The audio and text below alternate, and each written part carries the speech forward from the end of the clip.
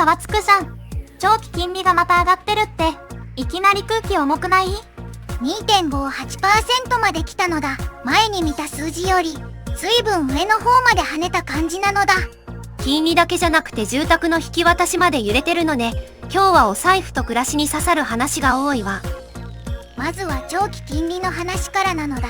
13日の市場では10年後の国債の利回りが 2.58% まで上がったのだ。10年ものって長くお金を借りる時の目安みたいなものよね。そこが29年ぶりってかなり強い動きじゃない。しかも1997年7月以来って、そんな昔レベルなんだ。なんか時代ごとひっくり返ってる感じじゃん。国債が売られると値段が下がって利回りは上がりやすいのだ。売りが増えたってことなのだ。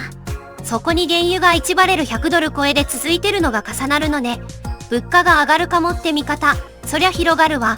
ガソリンとか電気とか、じわじわ効いてくるやつだよね。うちらの毎日の出費にもつながりそうじゃん。アメリカとイランの協議の先行きに不透明感が増しているのも大きいのだ。市場ってちょっとした空気でも動くのだ。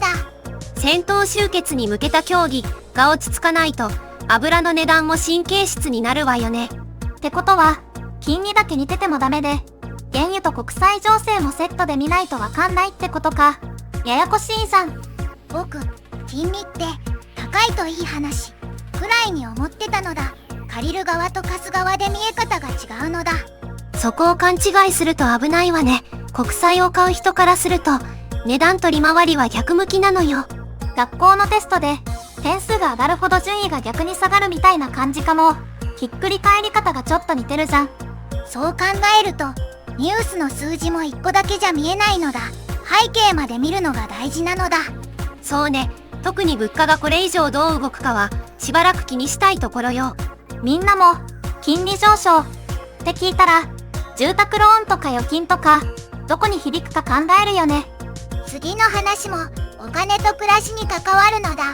法銀行の動きに移るのだ。続いては東海の地銀同士がくっつくかもしれない話なのだ。愛知 FG と 33FG が経営統合に向けて最終調整しているのだ。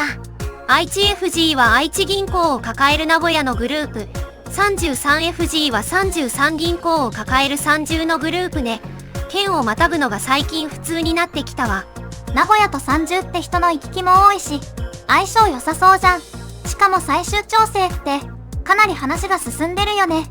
実現すると連結総資産は11兆円を超える地銀グループになるのだ。総資産って持っている資産をまとめた規模感なのだ。11兆円って私の残高と比べるのも悲しくなるくらい大きいわね。やめてその比較。でも大きいほどサービスの幅も広がりそうじゃん。金利のある世界が本格化すると預金を集める競争が強くなるのだ。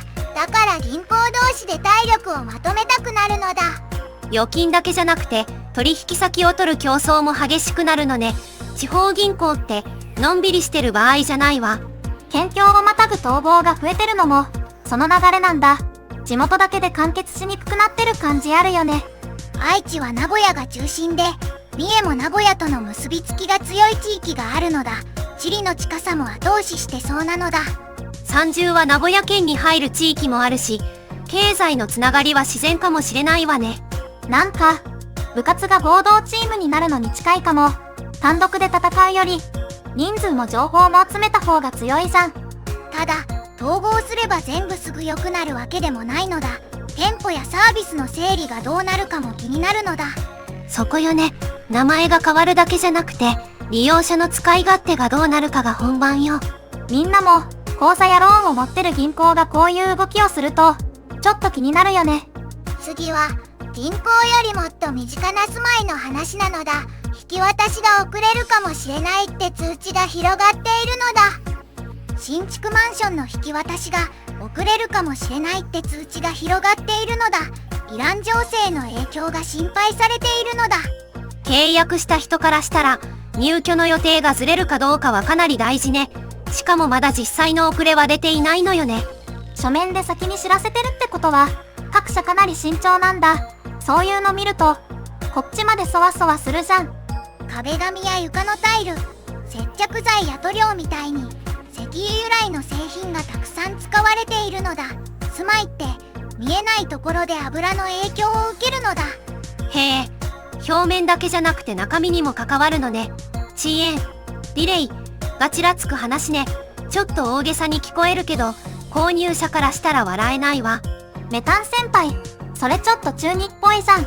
まあでも、石油が止まると床も壁も影響を受けるって、ほんと生活直結だよね。三菱地所レジデンスは先月中旬以降、三井不動産レジデンシャルは先月末以降に通知したのだ。東急不動産 HD や東京建物も同じように伝えているのだ。住友不動産と野村不動産はすぐ引き渡しの物件がないから、延期が出たら速やかに知らせる方針ね。各社バラバラだけど、どこもまだ確定じゃないけど先に言うって感じなんだ。そこはありがたいよね。今のところ実際に引き渡しが遅れたケースはないのだ。だからこそ購入者に安心材料も必要なのだ。でも予定通り入居できるか気にする人が多いのは当然よ。引っ越しって前後の予定も全部つながるもの。確かに、学校の行事みたいに一つずれると全部組み直しになる感じあるじゃん。しかも仕様を変更する場合があることも伝えているのだ。遅れなくても内容が変わる可能性はあるのだ。そこは契約者がちゃんと見ておいた方がいいわね。書面の確認ってやっぱり大切よ。みんなも引っ越しや大きい買い物の時、連絡って後回しにしない方がいいよね。こういう時こそ早めが安心じゃん。次は住まいの豆知識で少し肩の力を抜くのだ。ここで住まいにつながる豆知識なのだ。急に落ち着くわね。何の話かしら。不動産っていうのは土地やその上にくっついているものを指すことが多いのだ。建物も土地と切り離せない扱いを受けるのだ。へえ、持ち運べるものとは分けて考える感じなんだ。なんかイメージしやすいじゃん。昔は動かせるものより土地みたいな不動産の方が価値が高いと考えられていたこともあるのだ。だから法律でも別の扱いになってきたのだ。価値だけじゃなくて動かせないから扱いも変わるってことね。確かに土地はひっくり返せないもの。売買契約では告知義務もあるのだ。後から困ることを減らすための約束なのだ。住まいって買うまでより買った後に知ることも多いんだね。ちょっと勉強になるじゃん。今日は金利も銀行も住まいも全部つながってた感じじゃん。コメントで気になった話を教えてね。概要欄にもリンクあるよ。お金の流れが暮らしにそのまま跳ね返るのが面白いところね。僕は金利の動きがここまで広がるとは思わなかったのだ。また見に来てほしいのだ。次回もゆるっと追うからまた見てね。